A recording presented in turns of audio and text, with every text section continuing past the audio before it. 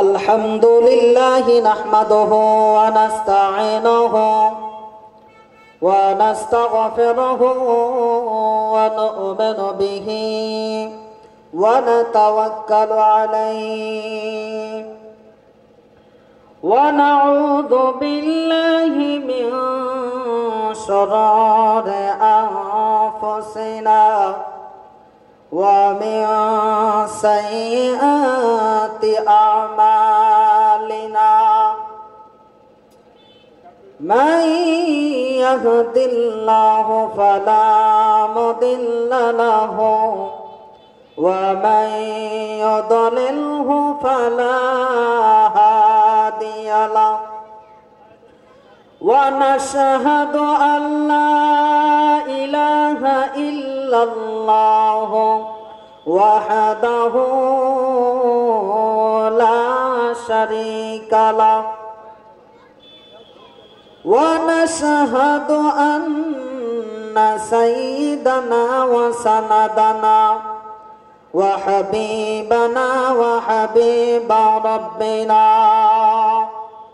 وطبيبنا وطبيب قلوبنا ومولانا محمدا عبده ورسوله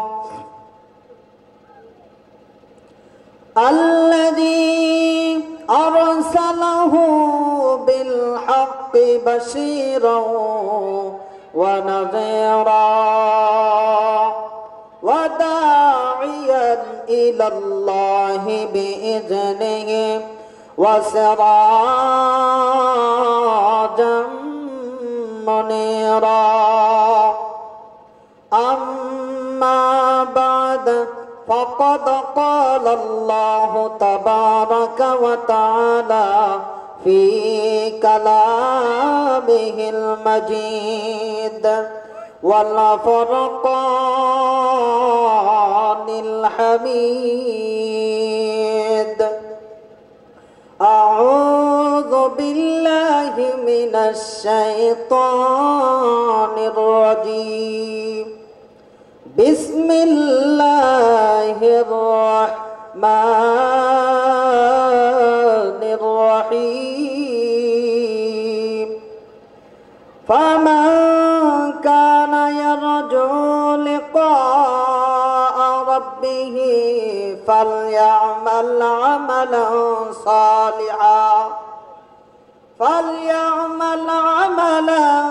صالحا ولا يشرك بعبادة ربه أحدا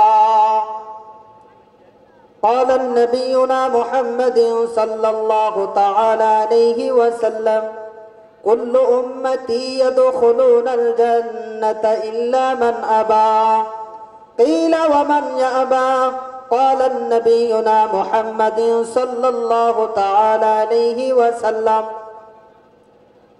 من أطاعني فدخل الجنة ومن عصاني فقد أبى صدق الله المولانا العظيم وصدق رسوله النبي الكريم ونحن على ذلك من الشاهدين والشاكرين والذاكرين والحمد لله رب العالمين الحمد لله আমার প্যারে ভাই আপনারা যারা যেখানে আছেন আমি অনুরোধ করছি আপনারা দয়া মেহেরবানি করে প্যান্ডেলের ভিতরে আসেন ইনশাআল্লাহ আপনাদের আমন্ত্রিত বক্তা ইনশাআল্লাহ আসবে আমার পরে পরে আসতেছে ইনশাআল্লাহ আপনারা তাদের বয়ান তাদের ওয়াজ আপনারা শুনতে পারবেন ইনশাআল্লাহ আপনারা দয়া মেহেরবানি করে প্যান্ডেলের ভিতরে আসার চেষ্টা করেন সর্বপ্রথমে আমরা আল্লাহ পাকের শুকরিয়াকে আদায় করি সবাই জোরে বলি আলহামদুলিল্লাহ একটু জোরে কই আলহামদুলিল্লাহ চাচা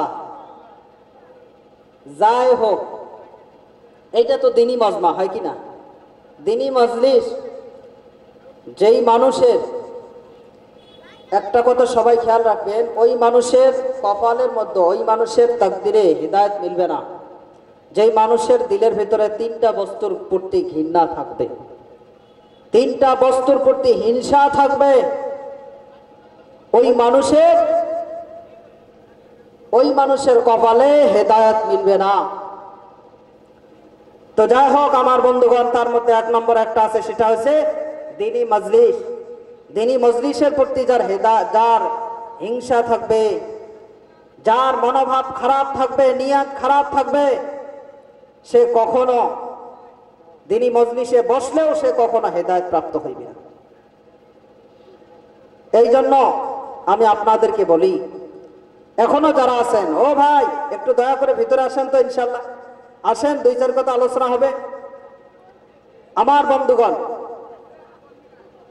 কথা হলো, আমরা এই মজমা যে আয়োজন করছে, নিশ্চয় একটা উদ্দেশ্য আছে, আসলে নাই? উদ্দেশ্য একটাই, আমাদের সমস্ত জিন্দগি যাতে হেদায়েতওয়ালা জিন্দগি হয়, আমরা যেন সবাই আল্লাহ পাকের হুকুমের প্রতি দায়েম এবং কায়েম থাকি, আমাদের জিন্দগির আমলের প্রতি যেন আল্লাহ পাক রাজি এবং খুশি হয়। আমার বন্ধুগণ, আমার ভাইরা, ও পর্দালির মা, দুনিয়ার জমিনের ভিতরে বন্ধু, ও বন্ধুগণ, এই দুনিয়ার ভিতরে আল্লাহ পাকের কাছে যদি কবুল না হও, তোমার আমার আমলগুলো যদি আল্লাহর দরবারে কবুল না হয় বন্ধু, এই দুনিয়ার জমিনের ভিতরে যতদিন তুমি থাকো না কেন, তোমার আমার থাকাটা বেকার হয়ে যাবে। মুসলমান বন্ধুগণ, ও পর্দালির মা, আমার আল্লাহ জানায়া দেন, বান্দা তুমি হয়তো দুনিয়ার জমিনে আছো, তুমি কোনো সময় চিন্তা করো নাই, তুমি কোনো সময় ফিকির করো নাই, পৃথিবীর জমিনের মধ্যে আমি আল্লাহ মানুষকে কেন বানাইলাম, মানুষকে কেন প্রেরণ করলাম। এ বন্ধু, দুনিয়ার জমিনের ভিতরে একটা বার যদি চিন্তা করা যায়, দুনিয়া নিয়ে চিন্তা করার 1 সেকেন্ডও আপনার আমার হবে না।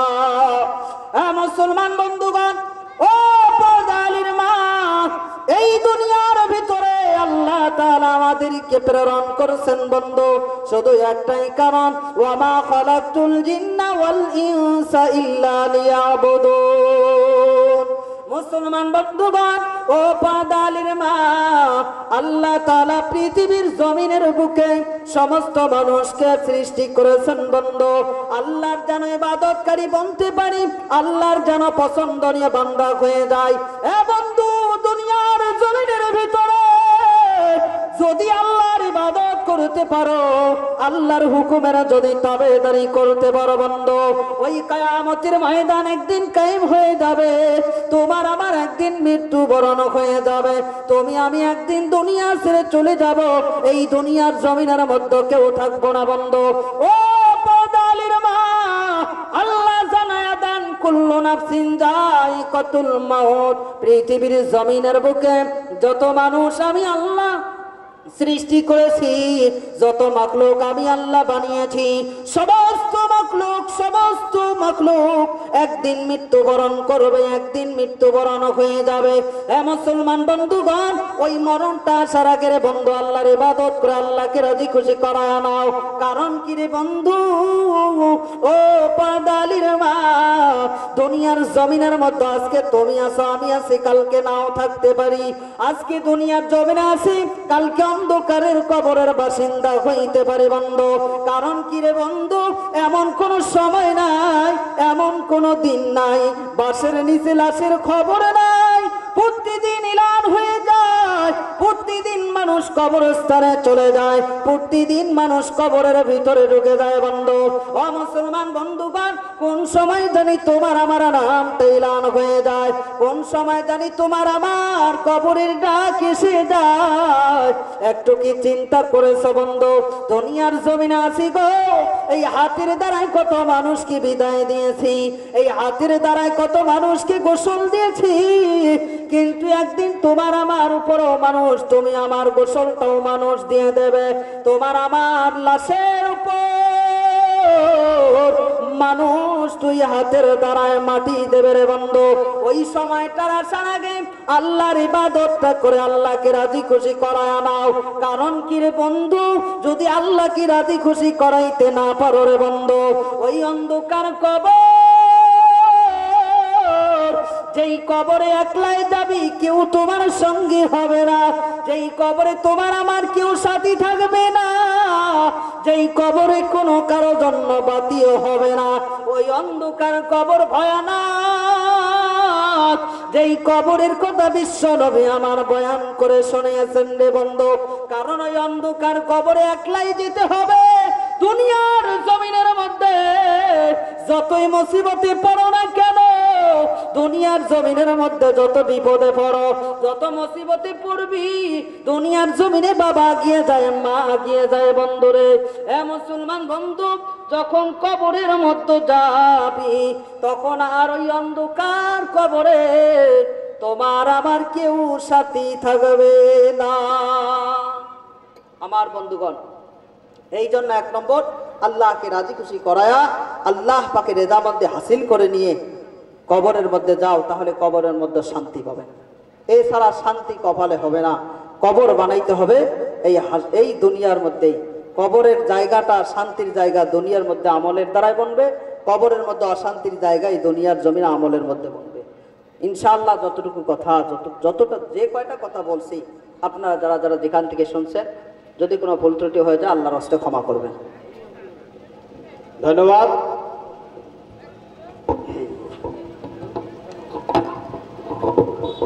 সম্মানীয় উপস্থিতি, এখন আপনাদের সামনে কোরআন এবং হাদিসের মাধ্যমে বক্তব্য রাখবেন